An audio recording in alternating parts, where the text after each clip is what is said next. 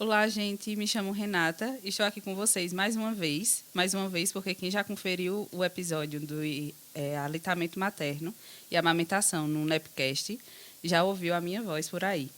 E também estamos com as imagens, né, na nossa página no YouTube. Eu sou enfermeira, especialista em atenção básica pelo programa de residência da Faculdade ACES. E atualmente estou como apoiadora institucional da atenção básica da Secretaria de Saúde de Caruaru. E estou como mediadora do nosso Nepcast de hoje. E hoje vamos conversar sobre o câncer de mama com a enfermeira Catiane Dantas e o enfermeiro Diego Augusto. Sejam bem-vindos. Obrigado. Obrigada. Vamos apresentar um pouquinho, né, dos nossos convidados. Catiane Dantas é enfermeira e atualmente está como coordenadora da saúde da mulher na Secretaria Municipal de Saúde de Caruaru. E Diego Augusto é enfermeiro, oncologista e está como coordenador do curso de enfermagem da Unifavip e consultor de educação permanente da Secretaria Municipal de Saúde de Caruaru.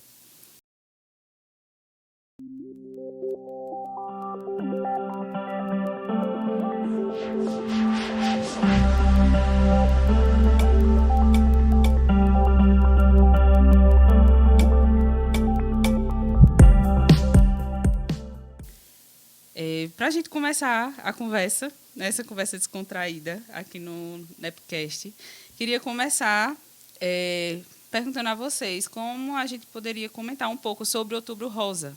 O que é o Outubro Rosa? Por que esse mês alusivo ao câncer de mama? Bom, o Outubro Rosa é um mês, né, que ele é conhecido internacionalmente, né, que ele faz a cor rosa vem para trabalhar, né, fazer alusão à prevenção do câncer de mama, né, e chamar a atenção também para a participação das pessoas, o envolvimento de entidades, né, de empresas, para estarem chamando a atenção mesmo para a questão da prevenção do câncer de mama. Isso, a ideia do Outubro Rosa se iniciou lá no final da década de 80, início dos anos 90, né, lá na Europa, onde nessa prerrogativa de trabalhar justamente a prevenção do câncer de mama, por ser uma doença que atinge mulheres no mundo todo, de tentar, de alguma forma, chamar a atenção dos órgãos, e aí não só daqueles países especificamente, mas do mundo todo, para tentar, de alguma forma, dizer, precisamos fazer algo contra essa doença.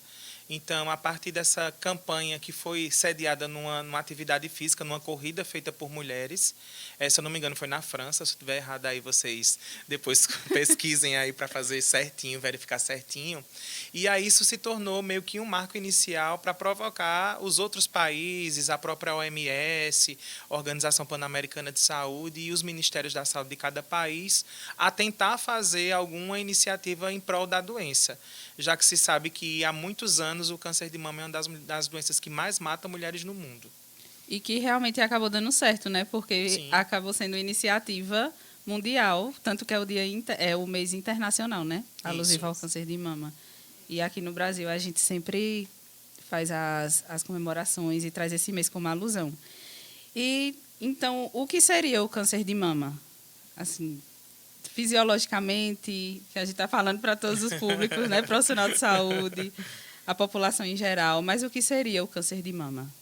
O câncer de mama é uma doença que é causada, né, pela multiplicação desordenada, né, de células anormais da mama, né, que podem se espalhar pelo corpo todo. Né? Acho que Diego pode falar até um pouquinho mais além disso. Pode ser. Como ela falou, como o Catiane falou, realmente é uma multiplicação anormal de células. Aí a gente fica se perguntando, mas como é que isso acontece numa mulher e em um homem que de repente desenvolve essa doença, né? Não é uma coisa que acontece do dia para a noite, né? A gente vai entender que o câncer é uma doença crônica. Então, as doenças crônicas, não só o câncer, mas vamos pensar como hipertensão, diabetes, entre outras, são doenças que não vão acometer a gente do dia para a noite. Os nossos hábitos de vida é que vão dizer muito de como isso vai acontecer. Então, para o câncer de mama, a gente vai dizer que existem fatores de risco, ou seja, hábitos de vida que a mulher desenvolve, que o homem desenvolve, que pode, ao longo do tempo, fazer com que essa multiplicação de células aconteça, né, como o Catiane colocou. E aí, para a gente tentar simplificar essa informação tão biológica, tão bioquímica, que é muito complicada realmente de entender. A nossa célula, no interior dela, tem um DNA, que é o que dá a identidade a cada um de nós.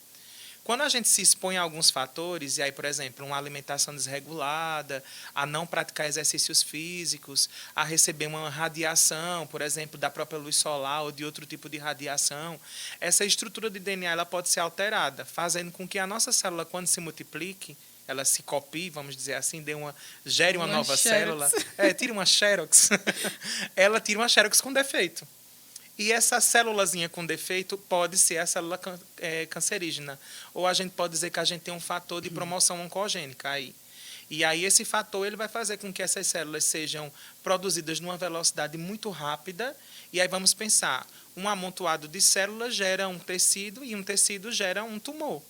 Então, assim, gera-se um tumor. No caso da mulher, né, e do homem que se expõe a sedentarismo, consumo de dieta rica em gordura, tabagismo, né, que é o ato de fumar, o etilismo, que é o ato de beber, a não praticar atividade física, por exemplo, no caso das mulheres, tem uma história gineco-obstétrica um pouco complicada de entender, né, vamos dizer assim, pensando no consumo excessivo de anticoncepcionais orais ou desregulado nesse sentido, a nuliparidade, ou seja, não ter filhos, ou a multiparidade, ter múltiplos filhos, também se coloca como fator, né, de risco. E existem também, conhecidamente registrados, fatores protetivos, né?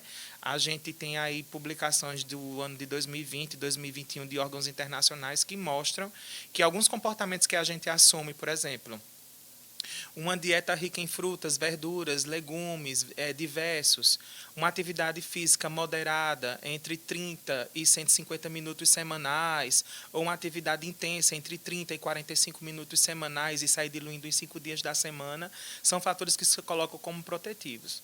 Obviamente que a gente sabe que existem muitas outras coisas que podem ser feitas, né? Acho que ao longo do programa a gente vai estar falando, mas assim, existem formas sim da gente prevenir a doença. E o câncer de mama não é só aquela doença que pontualmente acontece e que a gente fala nesse período do ano, né?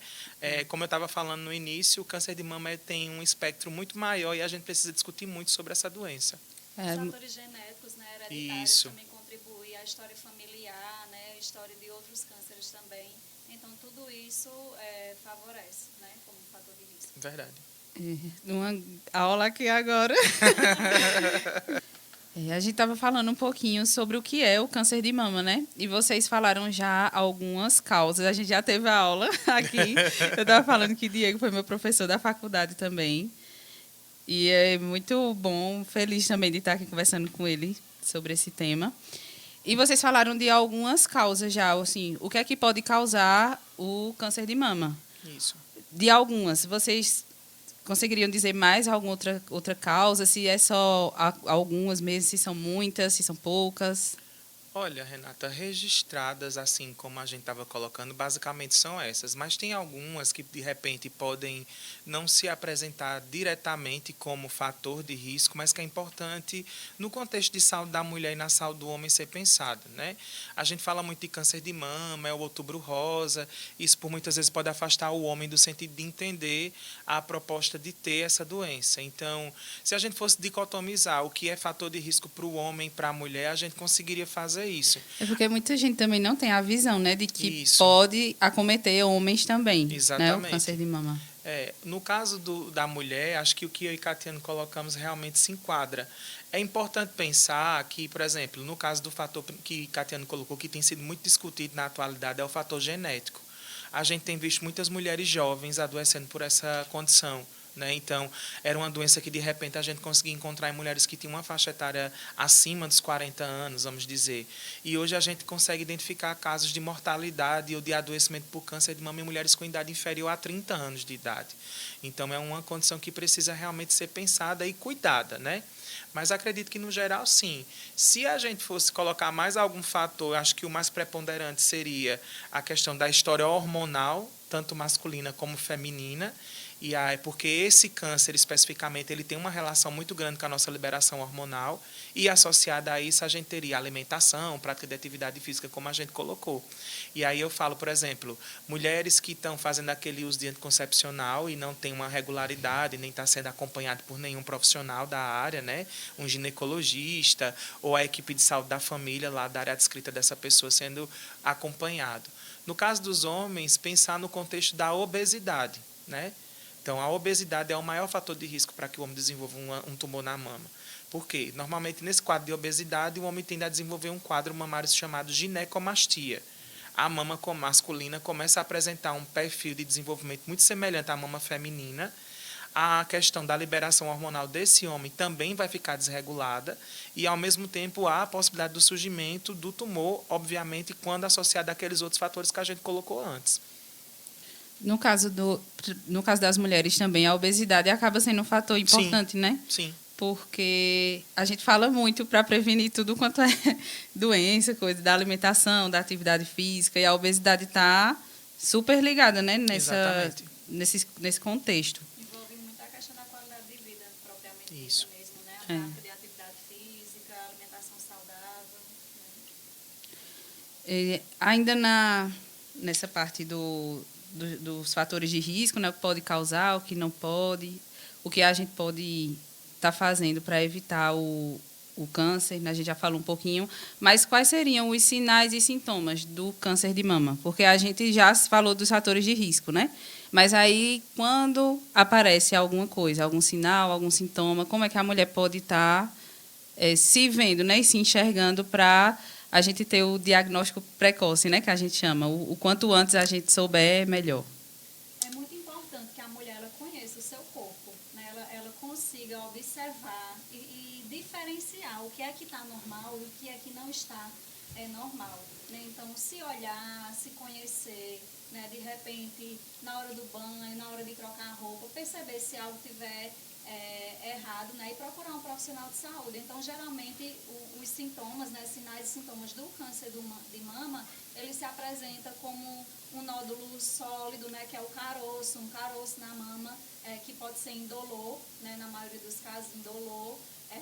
O aspecto da mama também é muito importante, a questão da cor da mama, de repente pode aparecer uma mama mais avermelhada, né? Então o aspecto de casca de laranja, né, que é muito comum, a questão da descarga papilar, né, que é líquido que pode sair da mama, então são sinais e sintomas que podem indicar o câncer de mama e aí no surgimento, né, de qualquer um desses sinais e sintomas, é essencial que essa mulher ela consulte seu enfermeiro lá da atenção básica, ela consulte o seu médico lá da atenção básica para estar fazendo essa consulta e dar os segmentos, né, nesse diagnóstico, né, para fechar um diagnóstico de fato, e caso seja necessário, sejam solicitados outros exames, porque não só a parte clínica que vai fechar um diagnóstico, né, vai muito além disso. Isso.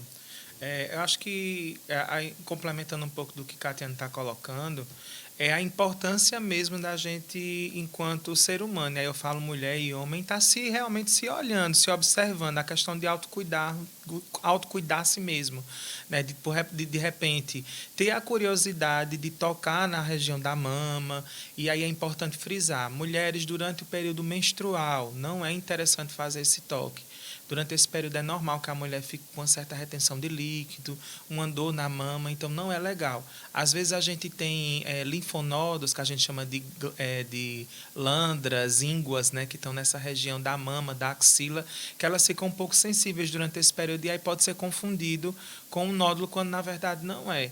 E aí, por exemplo, meu Deus, toquei minha mama, senti um caroço. É câncer de mama? Não necessariamente. Aparecia muito na unidade quando eu trabalhava. Não a paciente chegava para fazer a histologia, a gente sempre fazia o exame clínico das mamas. Aí ela chegava, eu estou cheia de caroço. Isso. E aí é importante pensar, esses caroços que aparecem na mama são evidência de câncer de mama? Não. Vão existir pequenos nódulos que podem aparecer na mama, tanto masculina como feminina, que são oriundos do nosso hábito de vida, da alimentação gordurosa mesmo, que a gente vai chamar de fibroadenomas.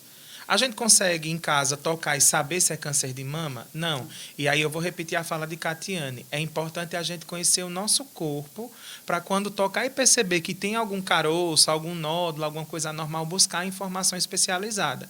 Por quê? O profissional de saúde, médico, enfermeiro, da estratégia de saúde da família, está habilitado a fazer o exame clínico e, automaticamente, na percepção, se identificado algum nódulo digno de pesquisa, é encaminhado para os exames adequados para cada caso. prazo, né? Então, não vá aí tocar na sua mama, no seu corpo, de repente perceber um pequeno carocinho, um pequeno nódulo, ficar desesperado. Não é assim, né? A gente tem que ter calma para não se precipitar e estar aí colocando a nossa mente e nosso corpo numa situação complicada, quando, na verdade, não há necessidade. Então, acho que é mais isso mesmo, de perceber o corpo, que é uma das orientações do próprio Ministério da Saúde, dos órgãos mundiais. Autoexame, gente, ele não vai diagnosticar o câncer de mama. É muito propício a gente dizer isso. Ele vai lhe ajudar, vai lhe provocar a procurar um profissional para uma avaliação especializada. Então, ninguém acha que em casa, tocando o peito, fazendo a palpação, eita, identifiquei que eu estou com tumor. Não, não é isso. É conhecer o seu corpo, é aquela velha história. Se eu vejo a minha pele avermelhada, coçando ou com alguma alteração, eu não vou procurar uma pessoa que possa me orientar. É a mesma coisa que a mulher e que o homem devem fazer quando ele perceber alguma alteração na sua mama, no caso aí de um nódulo ou de um tumor. A questão do se perceber, né? Isso, por isso a importância de se conhecer, né? Porque se eu tenho essas alterações, geralmente no período menstrual, então eu vou saber, eu vou entender que todo aquele período menstrual eu vou estar passando por esse mesmo processo, né? Que aí depois vai desaparecer. Então, não necessariamente já associar ao câncer de mama. Perfeito. Falando dos exames adequados, né? Eu acho que todo mundo conhece os exames relacionados ao câncer de mama, né? Que é a ultrassom e a mamografia. Aí, Catiana, acho que poderia responder assim, no município de Caruaru, como é que as mulheres podem conseguir, né, fazer a avaliação com o profissional, quando ela porventura possa detectar alguma alteração, né, na mama em casa. Como é esse fluxo dela, assim? Ela detectou em casa, fez o autoexame, né, que também é muito falado no mês de outubro.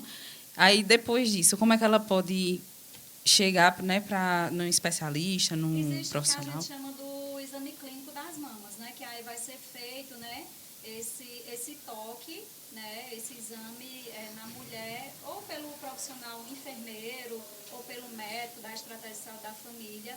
E aí o Ministério da Saúde ele recomenda que a mamografia ela seja feita, né, a mamografia de rastreamento, que são para aquelas mulheres que não apresentam nenhum sinal ou sintoma da doença, e aí geralmente na faixa etária de 50 a 69 anos, né, então o câncer ele pode surgir, ele pode aparecer sem apresentar nenhum sinal ou sintoma, e através dessa mamografia de rastreamento eu vou estar conseguindo identificar, né, diagnosticar essa mulher, né, então existe a mamografia de rastreamento nessa faixa etária, né, de 50 a 69 anos, e existe a mamografia diagnóstica, né, que são para aquelas mulheres, independente da faixa etária, que aí venham apresentar algum desses sinais e sintomas. E aí, a mamografia de rastreamento, ela pode e deve ser solicitada dentro dessa faixa etária que eu falei, até pelo enfermeiro da estratégia de saúde da família, e no caso da mamografia de rastreamento, ela deve ser solicitada. Aliás, a mamografia diagnóstica, ela deve ser solicitada pelo médico da estratégia de saúde da família. Né? E aí, se houver necessidade, solicitar uma ultrassom, né, para complementar, ou uma ressonância, vai depender muito de cada caso, mas, em geral, o fluxo é esse. Né? Então, geralmente, no mês de outubro, né, no mês de alusão a essa prevenção, a gente desenvolve várias atividades, né, dentro da estratégia de saúde da família, né, para atividade educativa, essa prática, né, do exame clínico da mama, a parte de orientação mesmo, a solicitação de mamografia. Então, existem diversos serviços que são ofertados dentro da estratégia de saúde da família para esse público, né, dessas mulheres, para estar prevenindo e buscando cada vez mais um diagnóstico precoce, se for o caso, e se não tiver esse diagnóstico, tomara que não tenha, mas que seja trabalhada essa parte de prevenção e de conscientização mesmo dessas mulheres. Porque se a gente for ver, né, não é só no mês de outubro, né, que esses serviços são ofertados e que a mulher pode e deve procurar, né, a unidade de saúde, por exemplo. Geralmente a gente o ano tem uma inteiro. procura bem significativa, maior, né, durante esse mês de outubro, porque realmente é um mês que chama a atenção. Então, às vezes, tem muitas mulheres que elas dizem, não, eu vou deixar para fazer no mês de outubro, que é quando tem a campanha. Né? Então, a gente trabalha isso de uma forma mais intensa, porém, ao longo dos outros meses, ao longo dos anos, a gente continua desenvolvendo esse trabalho dentro da estratégia de saúde da família. Falasse da faixa etária, né, das mulheres para a mamografia de rastreio. Diego, poderia falar um pouquinho assim da importância dessa faixa etária, por Sim. que essa faixa etária de 50 a 69 anos? Muita gente vai ficar perguntando, e as mulheres que tiveram, Isso. tiveram algum tipo de sinal que evidenciou a necessidade numa idade inferior?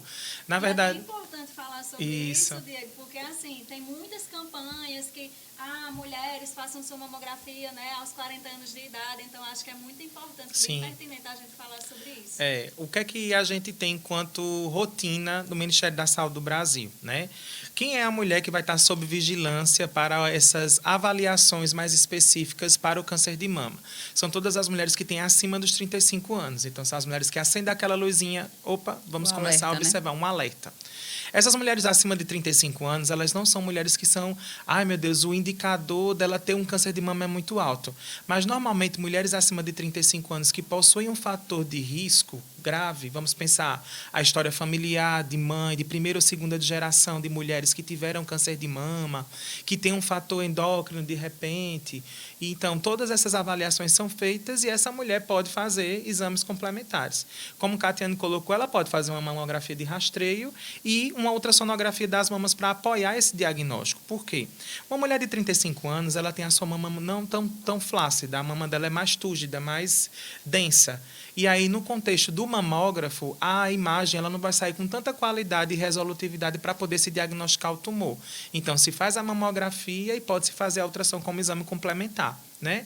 As mulheres acima dos 50 anos é que são elegíveis para aquele exame rotineiramente. Por quê?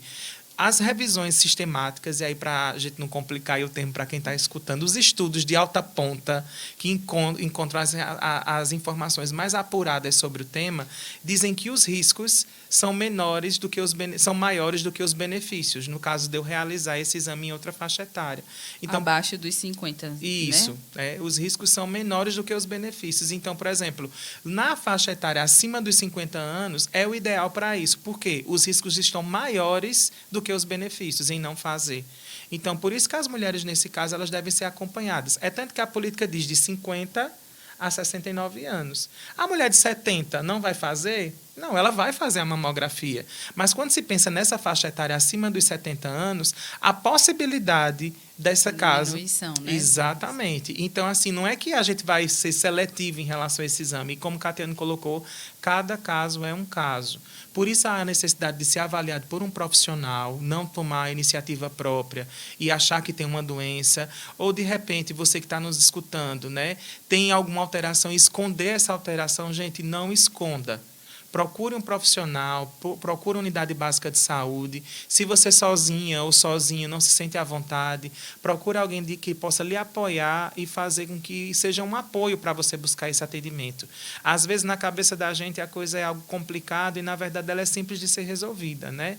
O câncer de mama, como qualquer tipo de câncer, ele tem uma condição de resolutividade, de tratamento e da própria cura, quanto mais cedo ele for encontrado. Se a gente esconde, deixa isso para ver depois, eu não vou me importar com isso, é uma coisa que eu tenho na mama, quando você for se preocupar com isso é quando a doença estiver assumindo um caráter que, infelizmente, não vai ter muito ao que ser feito. Mas aí, nesse contexto do exame, basicamente, seria isso mesmo. Por isso a importância também, né, de estabelecer esses momentos, isso aqui que a gente Isso, exatamente. discutir e levar, né, o conhecimento para essas mulheres que, às vezes, têm um certo estigma, têm um medo, né, de expor aquela situação. E outra coisa que eu acho que é importante a gente falar aqui é sobre a periodicidade da realização desse exame. Isso. Né, porque tem muitas mulheres que dizem, tem aquelas, vai de um extremo a outro, né? Isso. Tem aquelas que escondem, que não se cuidam, e tem aquelas que dizem, mas eu faço todo ano. O couro, todo ano. Todo ano. Que é recomendado, né, nessa mamografia de rastreamento, nessa faixa etária de 50 a 69 anos, é que esse exame seja realizado a cada 2 anos. Exato. Até pela questão dessa exposição que Diego bem colocou. Né? Isso. Porque é uma exposição à radiação, né? Realmente pode até prejudicar do que ajudar. Eu acho que vale a pena a gente também colocar dessa periodicidade de ser dos 2 anos, mas aí vamos pensar. Fiz meu exame o ano passado, em 2021. Não é regra, Exato. né? Vai em cada caso. Se esse ano você está lá, ainda não faz o período de 2 anos, mas você identifica que tem alguma alteração na sua mama, a gente volta para lá. Procura a unidade básica de saúde, enfermeira e o médico, ou qualquer um dos dois, ou os dois juntos, se tiver a possibilidade, melhor ainda, né? 2 cabeças pensam melhor do que uma. Sempre. Mas que, assim, não se deixe intimidar pelos períodos. O período de 2 anos, ele é pensando na exposição à radiação, e vamos pensar, uma mulher que vem fazendo o seu segmento normalmente no contexto do acompanhamento mamográfico, da avaliação com o exame clínico, ela jamais, assim, os estudos mostram que a possibilidade dela desenvolver um tumor mamário é muito pequena. Porque, por exemplo, esse ano eu fiz a mamografia, ano que vem eu não vou fazer, mas eu tenho que passar pelo exame clínico do profissional, porque ele é anual. Entendeu? A mamografia é a cada 2 anos, mas todo ano, seja no mês de outubro, setembro, no mês que você preferir, você deve procurar a unidade básica de saúde para o exame clínico da mama. Que a gente foca muito nos exames, né? Eu acho que brasileiro tem essa mania. Isso. De focar em exame, de só se estar satisfeito com o médico quando pede exame, o exame no papel para ir fazer. Mas esquece do básico. Essa é uma herança que a gente ainda vai carregar durante um bom tempo, né? Esse modelo biomédico que é o modelo da queixa-conduta, né? Eu só vou resolver um tumor de mama se essa mulher tiver um exame comprovando que ela tem um tumor na mama. E a gente sabe que, via de regra, não funciona assim, né? Nós, seres humanos, não somos apenas a mama, o braço, a perna ou a cabeça, né? Então, nós temos que pensar que, por exemplo, a gente veio aí do Setembro Amarelo, né? Que cuidou desse enfoque voltado para a saúde mental, e como vocês que estão ouvindo a gente, e a gente aqui sabe como isso interfere diretamente nas outras coisas da gente, da nossa vida diária, como um problema como esse, como o câncer de mama e qualquer outro tipo de doença crônica, pode estar interferindo diretamente na saúde mental. Então, não esconda isso e não ache que é só porque você não tem um resultado do exame que o que você percebeu no seu corpo, ou que você está percebendo dessa alteração, está acontecendo ou não é o que você está pensando. Nunca deixe de procurar a unidade básica de saúde. Acho que aqui em Caruaru a nossa população tem o privilégio de ter uma rede de atenção básica bem consolidada, bem forte, com profissionais habilitados para fazer esse rastreio, esse acompanhamento. Tem unidades especializadas disponíveis para atendimento à população que podem ser procuradas, né? Então, não vamos deixar de usar o que temos a favor na rede, né? E do poder profissional também para nos apoiar nessas situações. Verdade. E como a gente pode reduzir esses riscos que a gente tanto falou aqui no câncer de mama, né? Vocês podem falar um pouquinho? 30% dos casos de câncer de mama, né, eles podem ser evitados a partir dos hábitos de vida saudáveis que a gente falava lá no início. Isso. Né? A prática de atividade física, uma boa alimentação, né, não fumar, não beber. Então, tudo isso contribui bastante para essa redução. Em 2020, a American Cancer Society publicou um estudo, né, que foi realizado na Europa, em alguns países, tentando verificar quais possíveis hábitos de vida poderiam ser modificados, ou, digamos assim, vamos dar uma receita para a população. A famosa receita de bolo que todo mundo procura, né? Isso, exato. Vamos dar uma receita para o pessoal do que é que pode ser feito para melhorar o contexto da prevenção do câncer. Lá eles trazem recomendações relacionadas à prática de atividade física, né, à dieta e ao consumo de álcool e outras drogas que podem ter relação com isso, né? Então, lá se coloca que a atividade física, a gente tem que conceituar, isso eu aprendi com um personal, viu, que me acompanhava durante o tempo, porque eu sempre chamava tudo de exercício físico. E aí um dia ele disse para mim: Diego, existe uma diferença entre exercício físico e atividade física. Exercício é o que você faz pontualmente. Educadores físicos, se eu estiver falando errado, vocês colocam aí nos comentários me corrigindo, por favor, viu? Não me cancelem. Não xinguem. Exercício físico é algo pontual. Eu vou ali, faço uma flexão de braço, né? E a atividade física é aquilo que você tem enquanto rotineiro.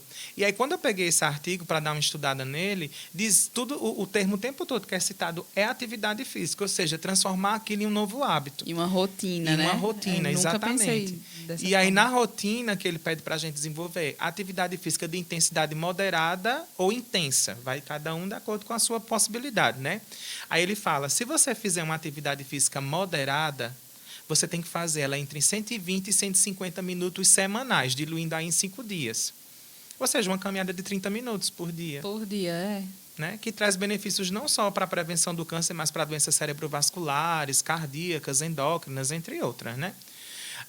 No caso da atividade intensa, o tempo reduz pelo potencial da atividade. Então, ele coloca ali entre 15 e 20 minutos diários nos 5 dias. Então, entre 100 e 120 minutos semanais. Quando se fala da alimentação, se pede para a gente reduzir condimentos, conservas e aí nessas conservas a gente pode entender principalmente, pessoal, o sódio, tá?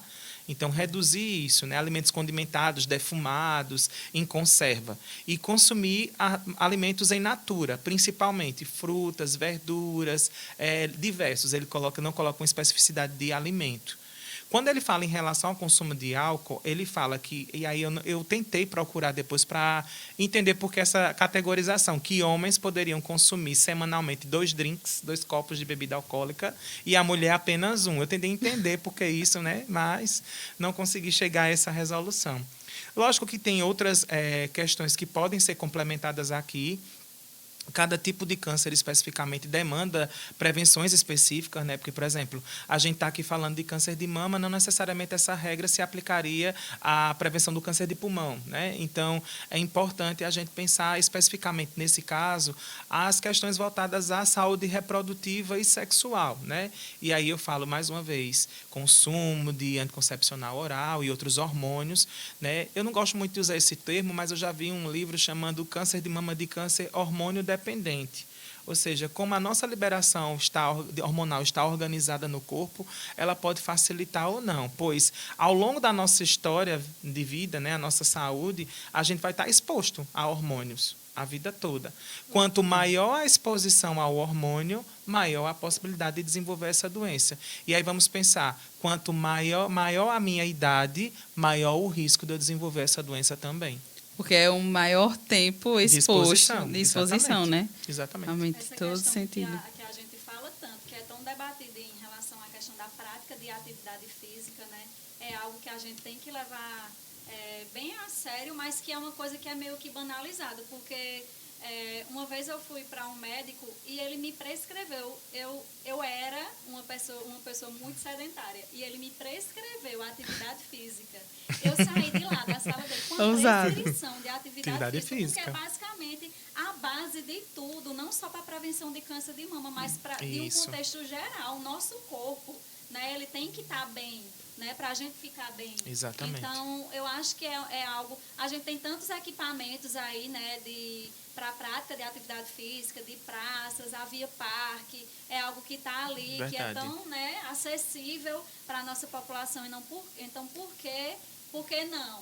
Né? E hoje em dia a gente tem tantas opções, né? Além da Via Parque, a própria caminhada, em 30 minutos diários, assim, isso, a gente consegue resolver muita coisa em relação ao câncer. Assim, são atividades físicas que ela unam para quem vai fazer a condição de estar movimentando o seu corpo, estimulando o funcionamento do seu corpo e, ao mesmo tempo, ela seja prazerosa.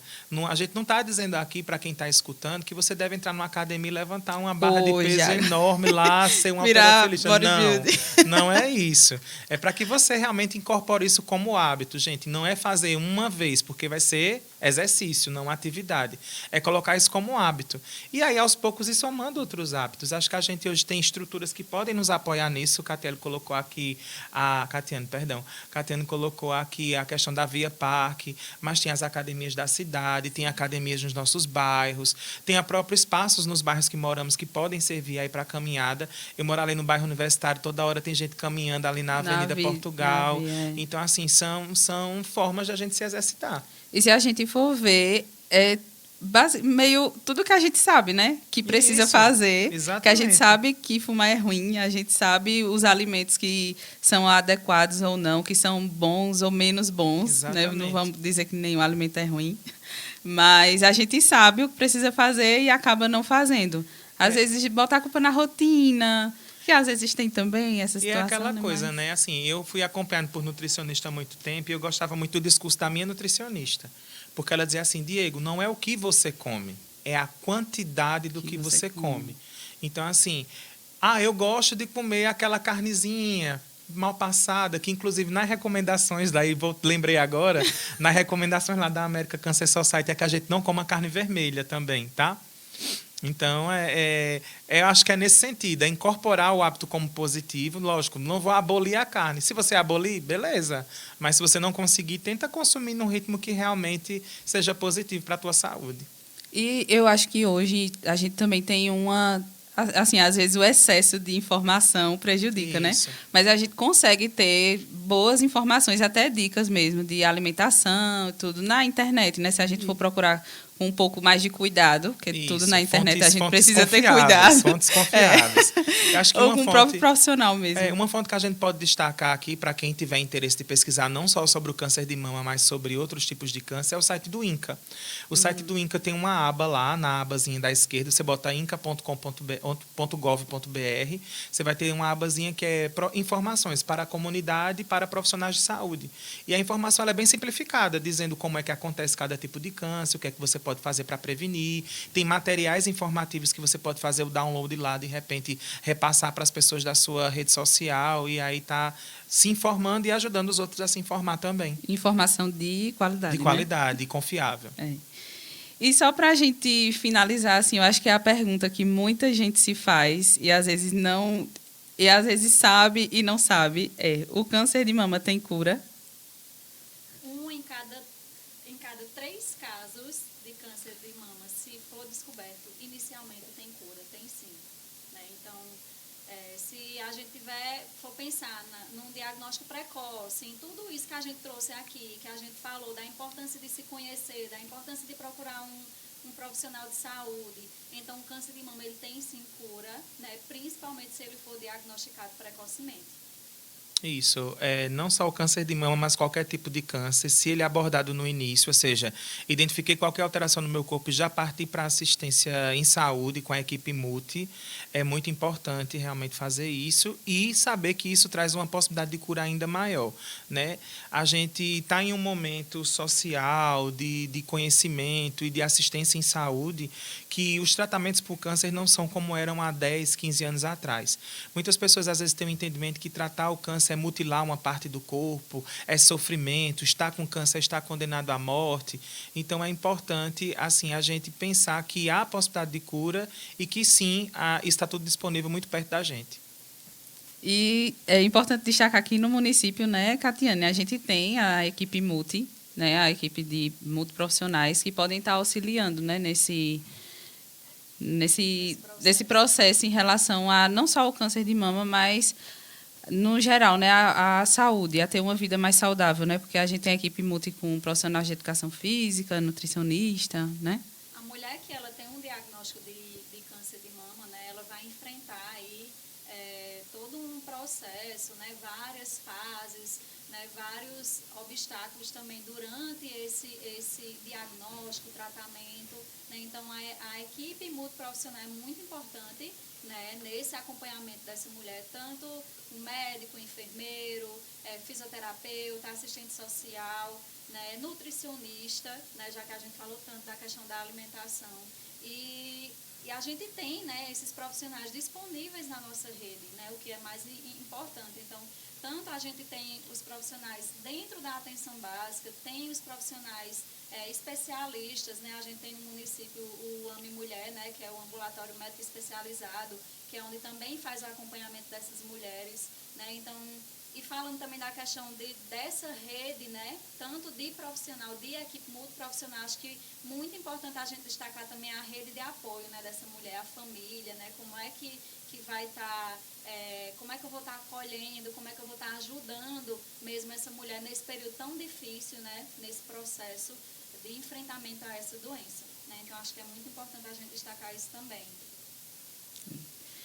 Então, vamos chegando ao fim de mais um episódio do NEPcast. E o de hoje, né, com o tema sobre o Outubro Rosa, relacionado em alusão ao câncer de mama, que foi uma conversa muito boa e importante. E gostaria de agradecer aos nossos convidados, Diego e Catiane. Muito obrigada, estou à disposição para os próximos aí que possam surgir, né? Já está falando aqui de outros temas também, né? Estou à disposição. Muito obrigada. Eu agradeço aí o convite, a confiança e, como a Catiane falou, também estou disponível aí não só para falar de câncer, né, que é uma área que eu tenho uma certa afinidade em conversar sobre, mas aí outros temas que a gente possa, porventura, estar colaborando, a gente está disponível, que a gente, enquanto pessoas que têm o privilégio de estar ouvindo essas informações e reconhecê-las, a gente possa, de alguma forma, propagar para outros, né, de uma maneira confiável, obviamente, e de uma maneira muito, muito salutar, né, para que a gente, de repente, não queira colocar nada como regra, entendendo as limitações de cada pessoa. Mas que a gente possa, ao longo do tempo, né, e ao longo do que a gente faz, não só como profissional de saúde, mas como cidadão e, como Catiane colocou, como apoio da rede social de alguém, a gente poder ser esse ponto de segurança. Né? E, assim, trabalhando com essa perspectiva do câncer de mama, especificamente, como eu venho há alguns anos, é muito importante a gente ser apoio para essa mulher.